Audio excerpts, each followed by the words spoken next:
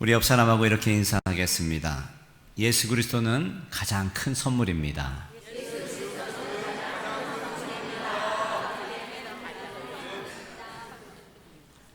대림절 네 번째 주일을 우리가 맞이하고 있는데 예수 그리스도의 탄생을 기다리는 우리 촛불을 하나 더 밝혔습니다. 오늘은 연분홍색인 우리 사랑의 촛불이 우리 켜졌습니다. 사랑의 촛불, 또 이 촛불처럼 우리가 세상을 밝히는 그런 귀한 믿음의 사람들이 되기를 간절히 소망합니다. 마태복음에 보면은 동방 박사가 헤롯 대왕에게 와서 묻습니다. 유다인의 왕으로 오신 분이 어디 계시냐? 왕과 귀족들에게 성탄의 메시지가 전해지죠. 세상의 왕 헤롯과 하늘의 별이 증언하는 진정한 왕 예수를 극명하게 대비시키고 있는 것이 바로 오늘 마태복음입니다. 특별히 오늘 누가가 전하는 성탄 메시지, 그러면 누가는 누구에게 성탄의 메시지를 전하고 있을까요? 여자인 마리아와 목자들에게 전하고 있습니다. 그러면 이들은 누구인가? 고대시대 여자는 사람의 숫자에도 들어가지 않을 정도로 하찮게 여겨졌습니다. 즉 사람으로도 취급받지 못했죠. 지금은 큰일 나지만 당시에는 그랬다라는 겁니다. 유대인들의 남자의 아침 기도문에 보면은 비르카트 하샤하르라는 기도문이 있는데 이방인 그리고 여자로 태어나지 않게 하신 것을 감사합니다 라고 고백할 정도로 당시 여성이 얼마나 철저하게 배제되어 있는 존재인가라는 그러한 증거가 됩니다. 이런 하찮은 존재였던 여인 마리아를 주님께서 찾아오셨습니다. 또 당시 목자들은 단순히 가난한 것을 넘어서 부정한 자, 죄인으로 취급을 받았습니다. 그들은 동물을 돌보느라 안식일을 지킬 수 없는 사람들이었어요. 오물과 사체 등을 접해야 하기 때문에 항상 직업 자체가 부정한 직업이었습니다. 또 그들은 사회적인 통념으로 정직하지 못한 자라고 그렇게 인식되어 있었기 때문에 목자들의 법적인 증거는 증인으로 설 권리조차 박탈당했던 것들이 목자입니다. 누가는 의도적으로 가장 신뢰받지 못한 여인들과 목자들에게 성탄의 증인으로 내세우고 있습니다. 극명하게 대비되죠. 마태복음은 지식인과 고위층, 귀족들에게 전해졌다면 누가복음은 오늘날로 말하면 야간 근로자, 비정규직, 힘들고 낮고 천하고 사소하게 여겨지는 그들에게 천사가 찾아와 성탄의 메시지를 증거하고 있더라라는 겁니다. 오늘 누가복음 2장 14절의 말씀을 한번 보겠습니다. 같이 읽겠습니다. 다윗의 동네에 구주가 나셨으니 곧 그리스도 주시니라. 지극히 높은 곳에서 하나님께 영광이요 땅에서는 하나님이 기뻐하시는 사람들 중에 평화로다 하니라. 이 말씀에는 여러 가지 의미가 있는데 말씀을 가만히 보면 모든 사람이 기뻐하지는 않았구나 라는 것을 알 수 있습니다. 누가 기뻐하느냐? 하나님이 기뻐하시는 사람들 중에 평화로다. 여기에 하나님이 기뻐하시는 사람들, 성탄은 다 기뻐한 것 아닙니다. 마태복음을 보니까 헤롯 대왕은 동방 박사들에게 성탄의 소식을 듣고 괴로워했습니다. 헤롯 왕과 온 예루살렘이 듣고 소동한지라. 소동했다라는 의미는 격동했다, 괴로워했다라는 뜻이죠. 어떤 사람에게는 이 성탄이 기쁨의 소식이 되고 어떤 사람에게는 괴로운 소식이 되더라. 누가 기뻐할 수 있었습니까? 하나님이 기뻐하시는 사람들. 그런데 이것을 다시 번역하면 하나님을 기뻐하는 사람들이라고 해석할 수도 있습니다.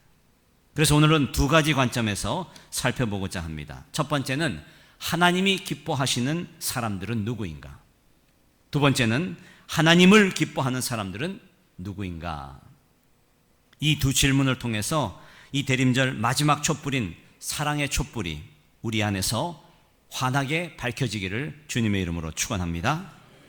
누가가 우리에게 전하는 성탄 메시지 첫 번째, 하나님이 기뻐하시는 사람은 누구인가입니다. 하나님이 기뻐하시는 사람, 그 기쁨의 주체는 하나님이에요. 그래서 하나님의 은혜를 택함을 받은 사람, 하나님의 은혜와 택함을 입은 사람들이라는 의미가 있습니다. 천사가 찾아간 대상은 마리아와 목자였죠. 한마디로 가난한 사람들이었습니다. 그렇다면 하나님이 기뻐하시는 것은 가난인가? 여기서 우리는 문제가 생깁니다. 여러분, 하나님이 기뻐하시는 것이 가난일까요? 답은 아닙니다. 하나님은 가난 자체를 기뻐하시는 것이 아니죠. 하나님의 관점에서 가난이라고 하는 것은 해결해야 할 과제입니다. 그것 자체가 선하고 아름답지는 않아요. 그런데 하나님은 가난한 이들을 사랑하십니다. 그들에게 관심이 있으셔요. 이스라엘이 가나안 땅에서 쫓겨난 이유가 바로 탐욕과 소유욕 때문입니다. 너희가 고아와 과부를 착취하였다. 그러니 이 약속의 땅에서 나가라 라고 말씀을 하십니다. 스가랴 7장 10절에서 12절의 말씀을 한번 같이 읽어보겠습니다. 시작. 과부가 고아와 나그네와 궁핍한 자를 압제하지 말며 서로 해하려고 마음에 도모하지 말라 하였으나 그들이 듣기를 싫어하여 등을 돌리며 듣지 아니하려고 귀를 막으며 그 마음을 금강석 같게 하여 율법과 만군의 여호와가 그의 영으로 옛 선지자들을 통하여 전한 말을 듣지 아니하므로 큰 진노가 만군의 여호와께로부터 나왔도다. 아멘. 하나님의 진노가 이스라엘에게 임한 이유가 무엇입니까? 약속의 땅에서 쫓겨난 이유가 무엇입니까? 과부와 고아와 나그네와 궁핍한 자를 압제하고 오늘 그들을 핍박했기 때문이다라는 것이죠. 그래서 하나님은 가난한 사람들에게 늘 관심을 가지고 계십니다. 예수님의 첫 번째 사역을 기억하십니까?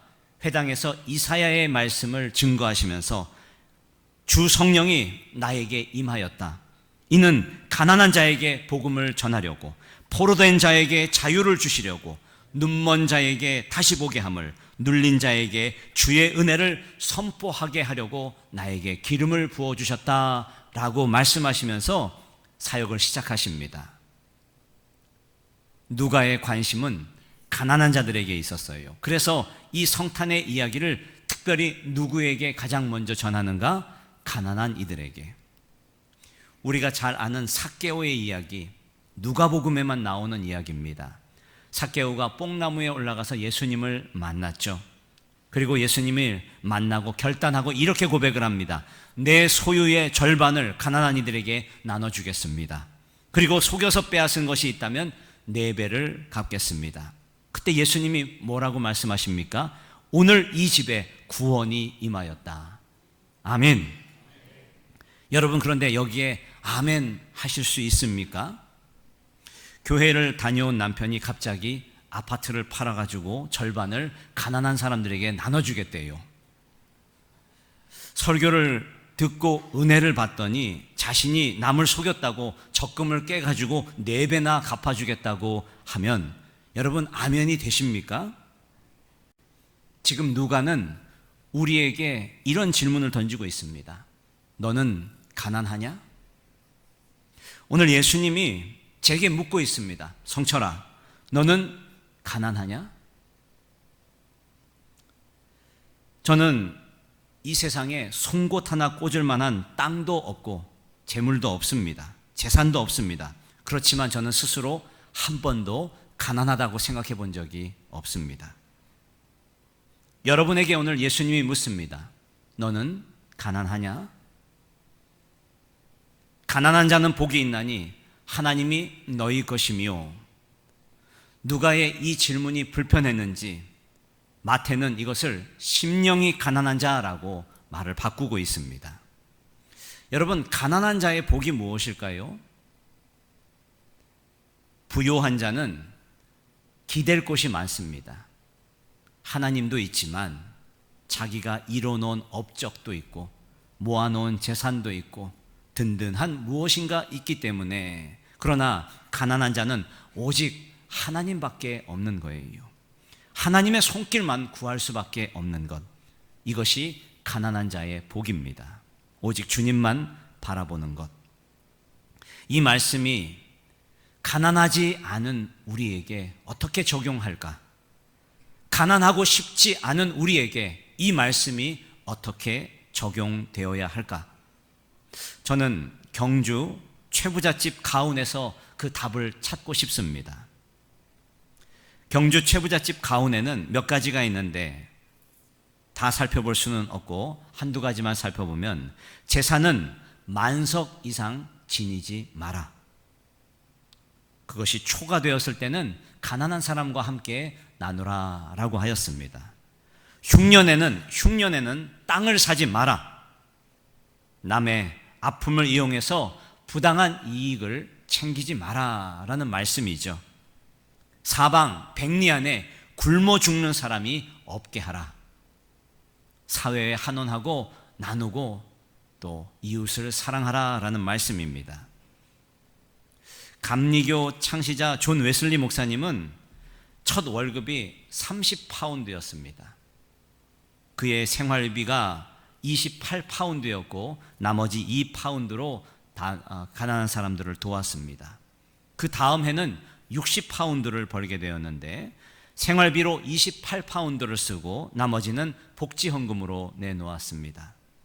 그 다음에는 90파운드를 받았지만 마찬가지로 본인은 28파운드만 쓰고 나머지는 모두 구제헌금을 했습니다. 나중에는 4,000파운드가 되었는데 여전히 당신을 위한 쓰는 돈은 28파운드였고 나머지는 헌금을 하였습니다. 가난한 자들을 위해 사용했어요. 웨슬리 목사님의 유명한 설교, 돈의 사용이라는 설교가 있어요. 거기에 보면 이런 내용이 있습니다. 많이 벌어라. 최선을 다해 벌어라. 그리고 많이 나눠라.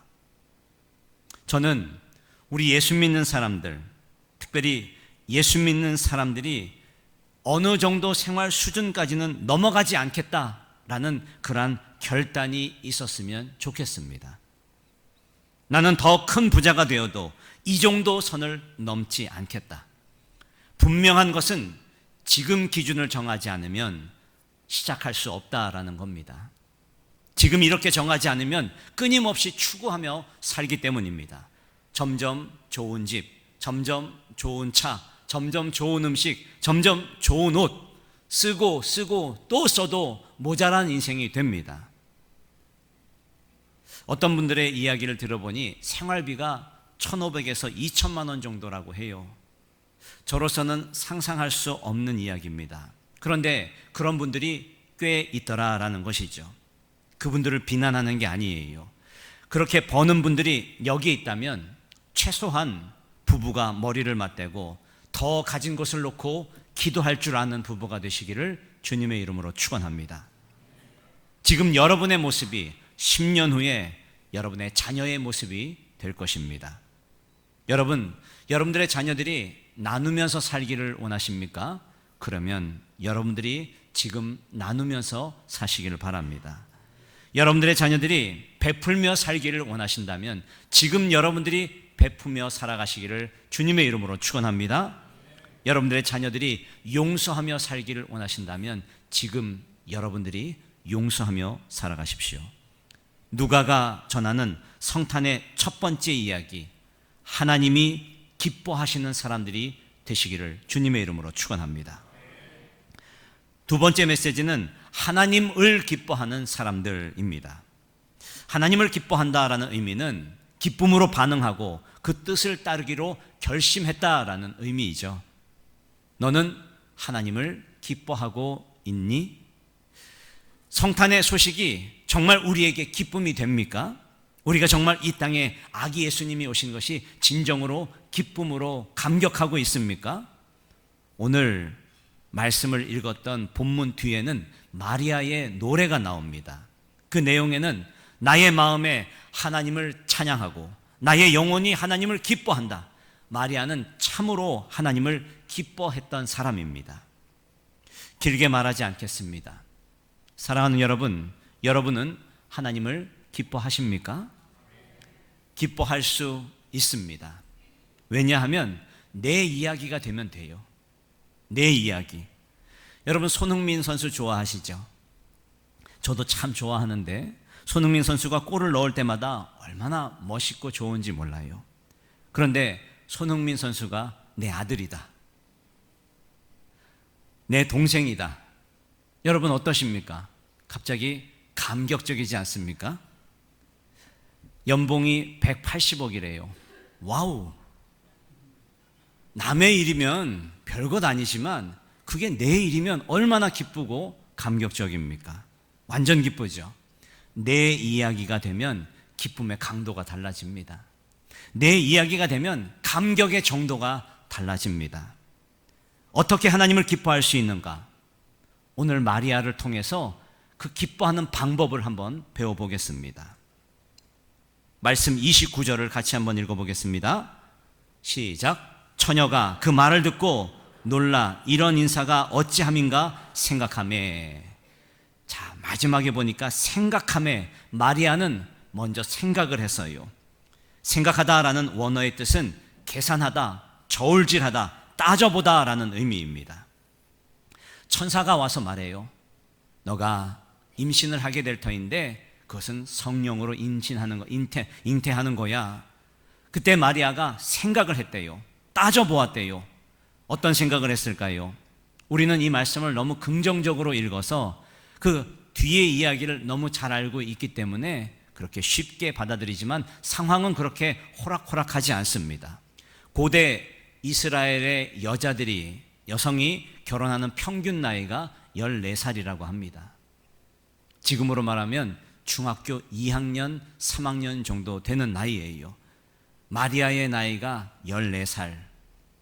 여러분, 여러분의 딸이 만약에 임신되었다라고 하면 여러분의 심정은 어떨까요? 쉽게 말할 수 없습니다. 그때 마리아는 생각했어요. 내가 아이를 가지면 사람들에게 도를 맞겠구나.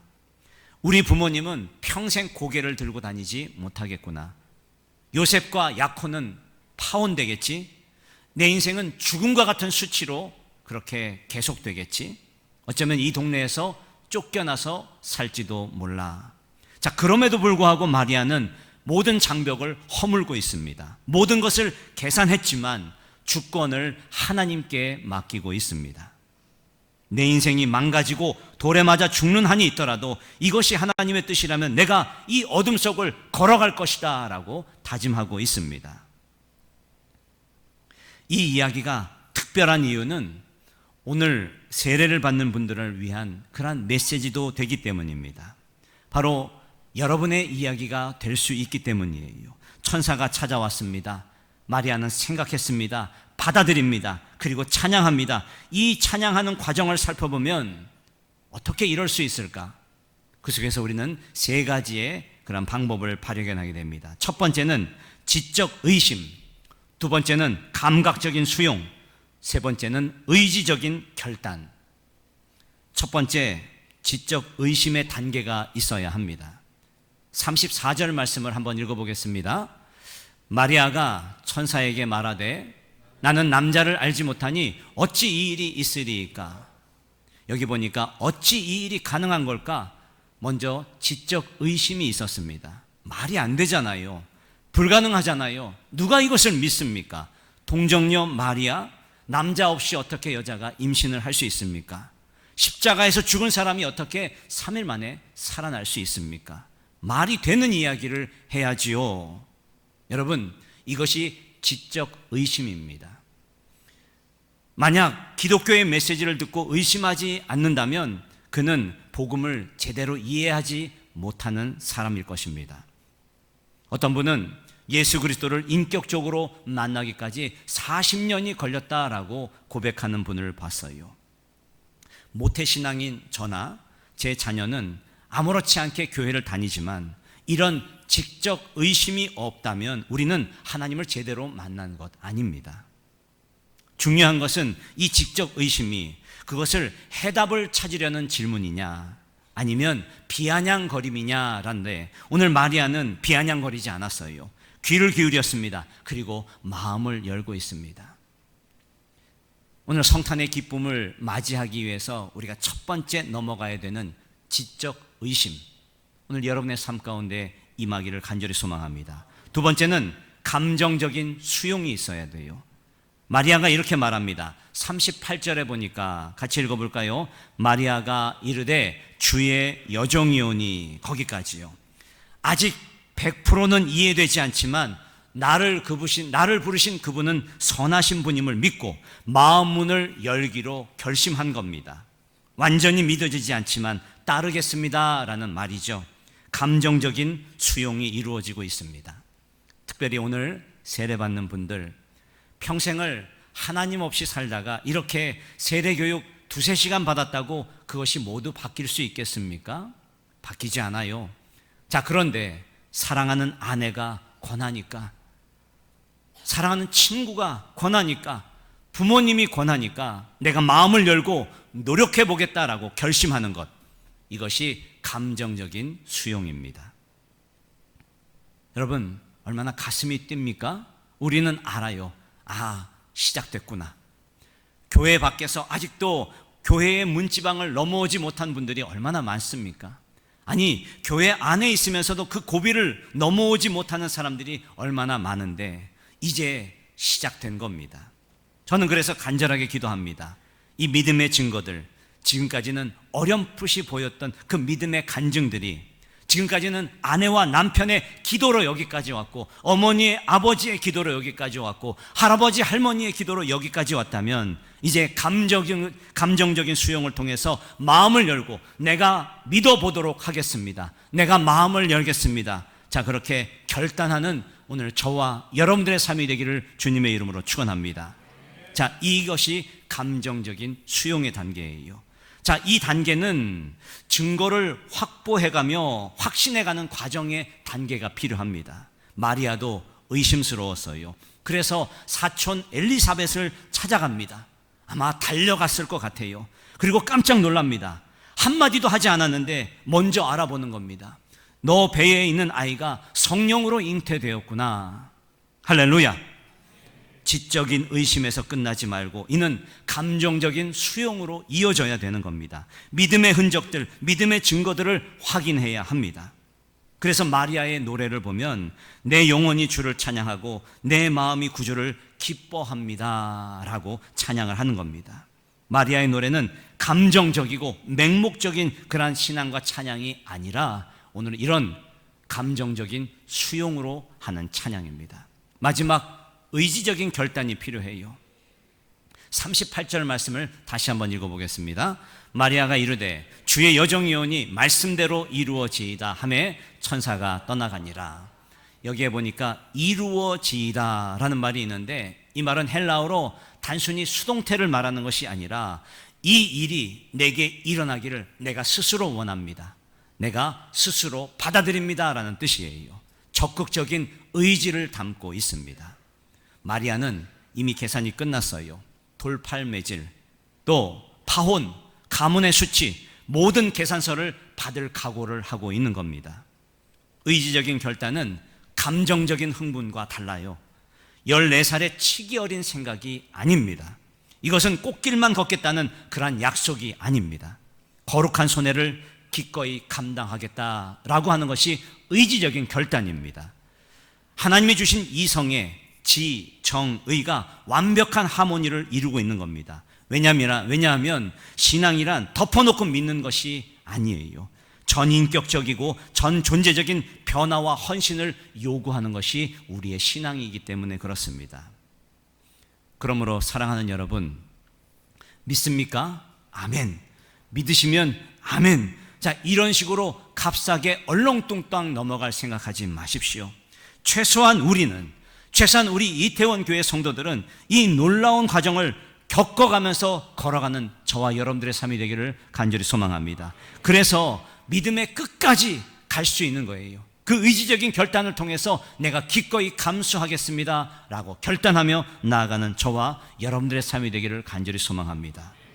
저는 이 마리아의 이야기에서 그의 아들 예수님의 이야기가 보입니다. 예수님이 마지막에 겟세마네 동산에서 십자가를 지시던 그때 당신의 뜻이여든 이 잔을 내게서 옮기시옵소서라고 했던 그 기도, 어찌 이 일이 이루어질 수 있습니까? 라는 마리아의 고백이 저는 원하지 않습니다.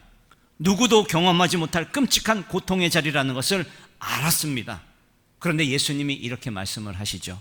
그러나 나의 원대로 마옵시고 아버지의 뜻대로 하옵소서. 마리아가 말합니다. 주의 여종이오니 주의 말씀이 내게 이루어지이다. 예수님의 이야기와 마리아의 고백이 이렇게 오버랩이 되고 있습니다. 사랑하는 여러분, 여러분의 지금의 신앙의 모습, 여러분의 지금 신앙의 고백이 10년 후에 여러분들의 자녀의 신앙이 될 것입니다. 우리가 신앙을 가지고 살아간다라고 하는 것이 무엇인가? 우리가 성탄에 기뻐하고 주를 찬양한다는 것이 무엇일까? 오늘 누가가 전하는 성탄의 메시지 두 가지였습니다. 하나님이 기뻐하시는 사람이 되시기를 주님의 이름으로 축원합니다. 지금은 가난하지만 어느 날 내가 그 가난의 구조에서 벗어나는 순간이 오더라도 그 기준을 넘지 않겠다. 기준을 정하겠습니다. 더 주신 것을 위해 아내와 남편이 머리 맞대고 기도하는, 더 가진 것을 놓고 사명으로 연결하는 저와 여러분들의 삶이 되기를 주님의 이름으로 축원합니다. 두 번째, 하나님을 기뻐하는 사람이 되십시오. 마리아는 먼저 의심했습니다. 어찌 이런 일이 나에게 일어날 수 있습니까? 지적 의심, 그리고 두렵고 떨리는 마음이지만 수용했습니다. 주의 여종이오니, 감정적인 수용이 있었습니다. 그 다음에 모든 장벽을 허물면서 결심하고 있습니다. 말씀대로 이루어질지이다. 오늘 의지적 결단이 일어나고 있습니다. 오늘 세례받기를 결심한 여러분들, 말씀대로 이루어지이다 고백하며 자신의 주권을 하나님께 던지는 마리아와 같은 용기와 결단을 칭찬합니다. 세례를 통해서 날마다 놀라운 은혜가 여러분의 삶 가운데 부어지기를 주님의 이름으로 축원합니다. 또한 이미 세례를 받고 신앙생활을 하며 결단과 고백을 하며 살아가는 우리 성도 여러분, 지금처럼 애써서 힘써서 신앙생활을 하십시오. 여러분의 지금의 모습이 10년 후에 여러분의 자녀들의 모습이 될 것입니다. 이것이 누가가 우리에게 들려주는 성탄의 메시지입니다. 하나님이 기뻐하시는 사람, 그리고 하나님을 기뻐하는 사람이 되어 감격적인 성탄, 기쁨의 성탄을 맞이하는 저와 여러분들의 삶이 되기를 주님의 이름으로 축원합니다.